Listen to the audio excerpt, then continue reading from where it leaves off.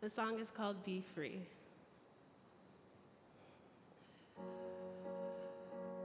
Don't know why you would think that the summer's your second chance. Don't you get tired of playing the same games all over and over and over again? You just forgot the snowstorms and blizzards and cold spells we had back then. I moved on from it, I'm over this ish. It rained and poured and now all I want for me, I wanna be free.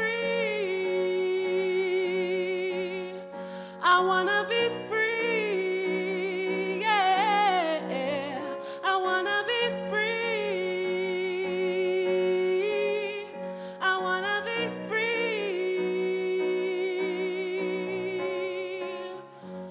So many years have passed and now I'm feeling myself. I'm doing so well, can't you tell? You made me believe my soul could die and I see hell. I've broken the spell, so farewell. And the way that I survived, there's no way I'm going back there. 'Cause all I see for me is to be free. Is to be free, yeah. Is to be free. Is to be free. Now it's summer, I can feel the sun above me. It's so real and not a symbol of my past. Now it's summer and I'm here and sometimes lonely, but that's fine, 'cause that's a feeling that won't last. Now that I'm free, now that I'm free, yeah. Now that I'm free, now that I'm free. Now it's summer, I can feel the sun above me. It's so real and not a symbol of my past. Now it's summer and I'm here and sometimes lonely, but that's fine, 'cause that's a feeling that won't last.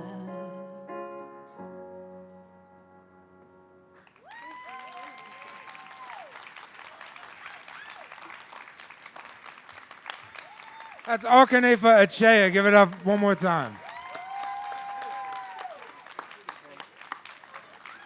So the Moth is, man, we've been here in New York City for over 20 years. We're all about telling stories. These are just true stories from people's lives. There's no notes, no safety net, no anything. It's just real, true stories from your life. Just like things that have happened to you, things that have happened to our storytellers. These are stories just about, about growing up, about being, alive, man. And that's what all of our stories really are about. Okay, so please welcome Linda Gregory.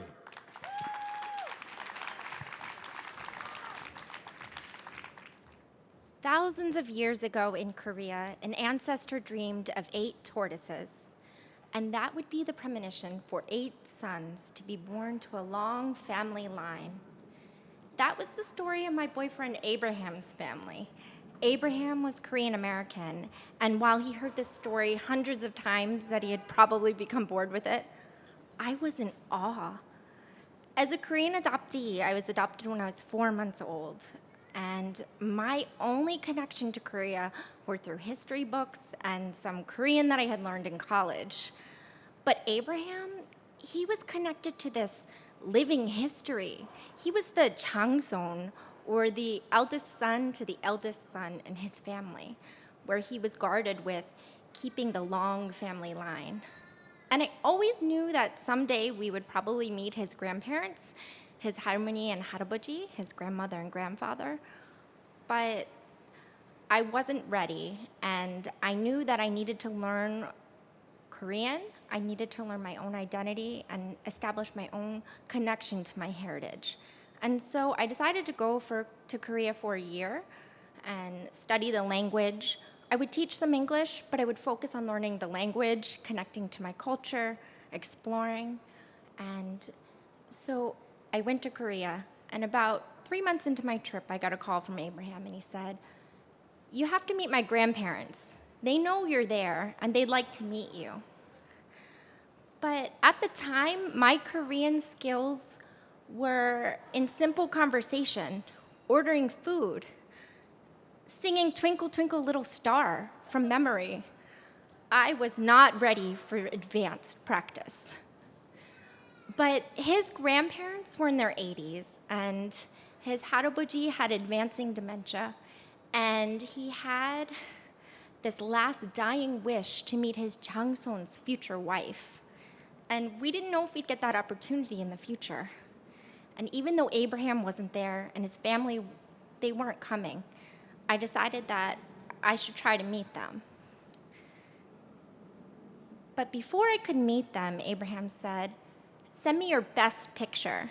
You see, Harmony, his grandmother, had the sight, or nunchi, which apparently she could see a person's soul and character through a single picture. And he said, "Send me your best picture where you look strong and healthy and good for her Changson."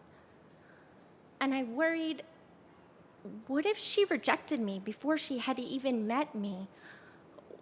What if she could see right through me and knew that maybe I was 부족해요, or not enough, that I was a Korean fraud? But we sent the picture, and I guess it worked, because the next call I got was, "My grandparents are available next Saturday to meet you." Before I could meet them, I needed to learn the kunjol, or a deep bow, which I think every Korean person knows how to do. It's a simple etiquette that you do on holidays and to introduce yourself to your elders to show the deepest form of respect. Only I didn't know how to do it. I had never learned, and Abraham wasn't there. His family, they weren't there. No one could teach me. So I used one of our greatest resources, YouTube. And I practiced to YouTube for several days, where I would go from standing position down to the floor in one smooth move without falling. And finally, the day had come where I would journey to the edge of Seoul to perform my kunjol.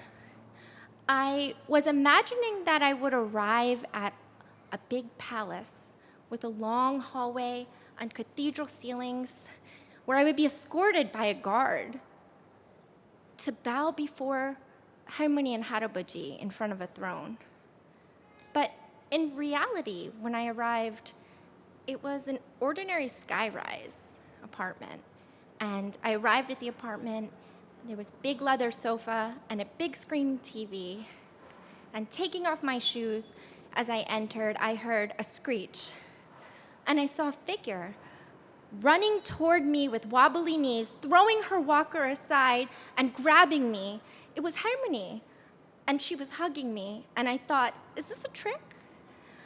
Am I allowed to touch her? Am I allowed to hug her back? But I was kind of already in it.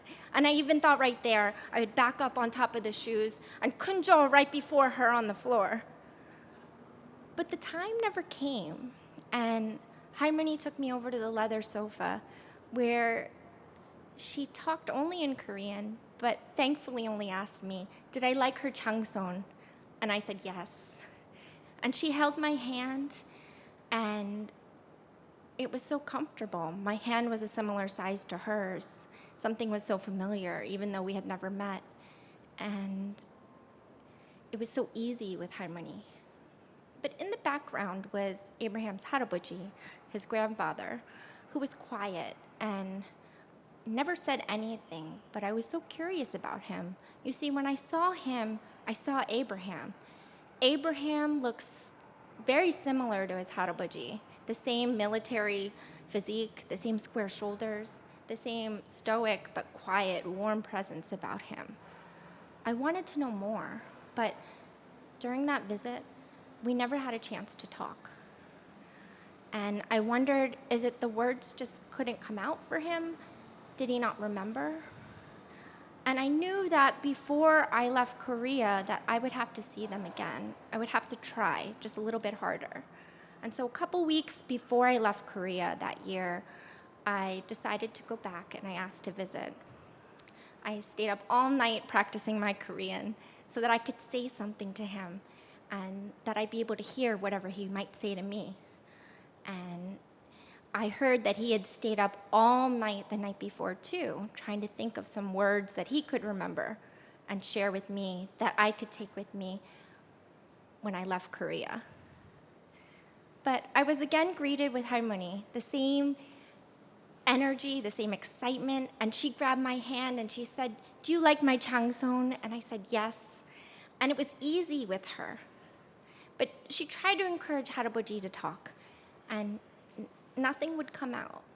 And I tried to start conversation too, but hours went by and we were both unsuccessful, and already it was time to go.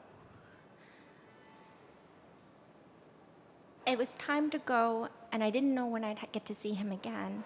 And so I turned to him without words, as if we were frozen. Nothing would come out. And so I hugged him, and he hugged me back. And he said, "사랑해. I love you."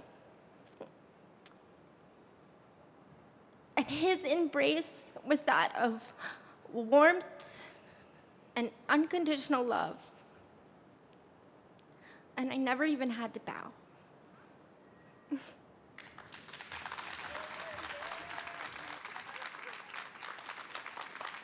One more time for Linda Gregory, everybody. That was so beautiful. I want to thank one more time Akornefa Akyea, our musician. Thank you so much. Our storytellers, Andrew McGill, Linda Gregory, and Talea Moore. Want to thank yourselves for coming out. Thank you very much. Look at each other and applaud each other for being here and sharing space with each other. New York City, my name is Peter Aguirre. I've been your host. I'll be seeing you soon. Thank you so much.